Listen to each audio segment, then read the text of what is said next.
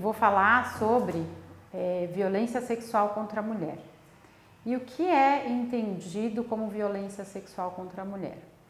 É qualquer ato libidinoso contra a mulher, sem o consentimento dela, que seja executado por outra pessoa, em geral por um homem.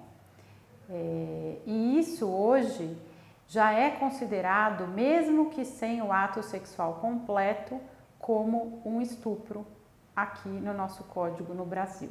A violência sexual contra a mulher pode ter consequências bastante danosas para a saúde mental.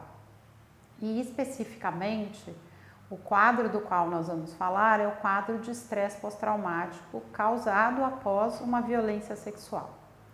No Brasil, em 2018, foram reportados 66 mil casos de violência sexual. Então, são 180 casos por dia. A cada 12 segundos acontece um estupro no Brasil.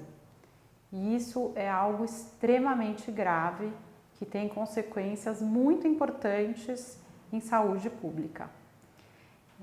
Existe uma pesquisa da Unifesp e da Universidade Federal do Rio de Janeiro em conjunto que mostrou que em São Paulo e Rio de Janeiro, pelo menos 45% das mulheres que tiveram episódios de violência sexual acabaram desenvolvendo esta doença chamada transtorno de estresse pós-traumático, que a gente usa a sigla TEPT.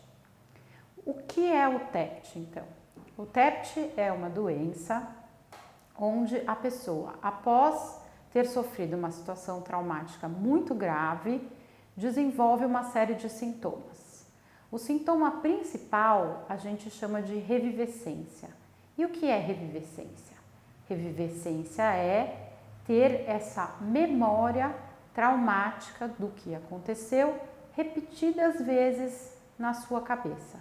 Essa memória vem independente da sua vontade, não é algo que você possa controlar. Você pode estar fazendo qualquer tarefa durante o dia e vem aquela cena na sua cabeça como se ela tivesse de novo acontecendo.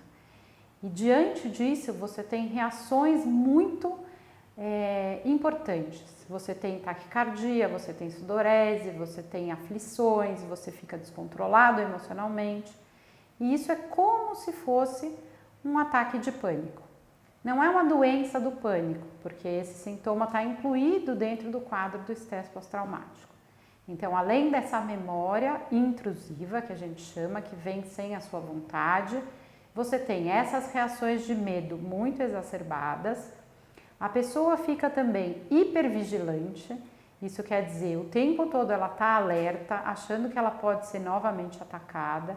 Então, ela acaba evitando sair de casa, evitando se expor a situações que lembrem esta violência que ela sofreu. E ela também começa a ter insônia. Ela tem muita dificuldade de pegar no sono, porque são excessivamente comuns os pesadelos que acontecem com a lembrança do que aconteceu.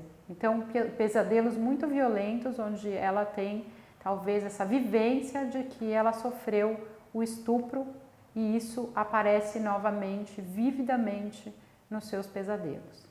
Então, a pessoa tem muita dificuldade de dormir. Ela fica muito agitada e muito alerta. Por consequência de todos esses sintomas e por lembrar e por ter toda essa dificuldade de retomar a vida, a pessoa acaba tendo também sintomas depressivos.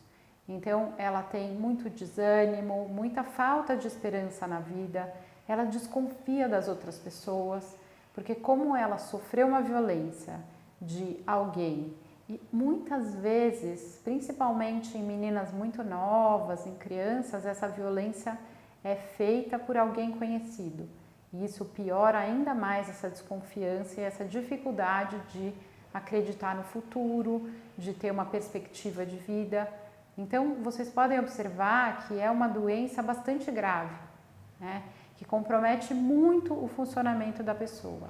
Então, o tratamento para esses quadros vai envolver tanto medicações para diminuir esses sintomas, que são medicamentos antidepressivos, são medicamentos para regular o sono, medicamentos para diminuir esse estado de alerta em que a pessoa vive, mas também uma psicoterapia, onde a pessoa vai ter que criar um vínculo de confiança novamente e poder expor essas situações de uma maneira que ela possa elaborar e conseguir retomar a funcionalidade da vida que ela tinha antes de ter sofrido essa violência sexual. No entanto, a gente sabe que metade das pessoas, mais ou menos, então, que sofre violência sexual vai ter TET. Mas existem pessoas que, apesar de sofrerem um evento tão traumático assim, não vão desenvolver a doença. E hoje a gente estuda muito, nós estudamos aqui na Unifesp, dentro do PROV, que é o Serviço de Atendimento e Pesquisa em Violência e Estresse Pós-Traumático, mulheres que sofreram estupro e desenvolveram o quadro, mas também nós tivemos a experiência de poder avaliar pessoas que não desenvolveram o quadro de estresse pós-traumático. E através desses estudos, a gente busca entender quais são os fatores de proteção para a pessoa não desenvolver a doença. E a gente sabe que os fatores de proteção são fatores onde a pessoa teve uma vivência familiar tranquila, onde ela foi criada num ambiente de cuidados, onde ela pôde desenvolver características de defesa importantes.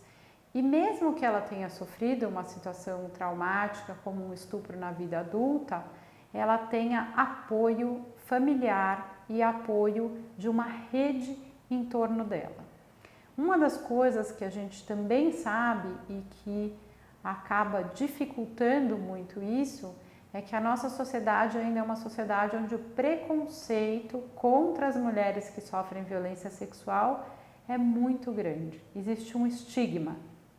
Então essas mulheres sentem culpa, elas sentem vergonha e muitas vezes elas acabam não procurando nenhum tipo de ajuda, porque o tratamento precoce faz com que elas tenham uma melhora e consigam retomar as suas vidas.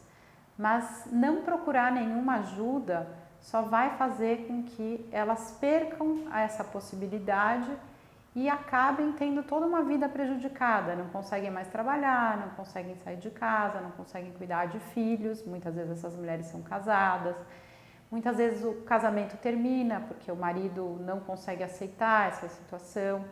Então, a gente precisa ter cada vez mais um processo educativo para que não exista esse preconceito contra a mulher que é, na verdade, a vítima. Ela não é a pessoa que teve culpa de ter acontecido isso com ela, né?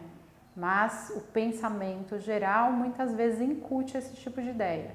Muitas vezes, quando ela vai ser atendida, tanto no sistema de saúde quanto no sistema policial, no sistema judiciário, a falta de compreensão das pessoas e de preparo para escutar isso e acolher essas mulheres faz com que o fato dela ter que contar várias vezes a mesma coisa e as pessoas às vezes desconfiarem do relato, ela desenvolva com maior frequência esse quadro de estresse pós-traumático. Então, o que mais a gente acredita é que o necessário é um processo educativo cada vez maior para que a gente possa diminuir a violência sexual no Brasil e possa cuidar dessas mulheres. Porque o número de casos, como eu comentei no começo dessa apresentação, é algo muito assustador, 66 mil casos reportados. Mas o que se acredita é que como muitas delas não reportam por conta da culpa e da vergonha, esse número deva ser 10 vezes maior. Então, seriam 660 mil casos ano.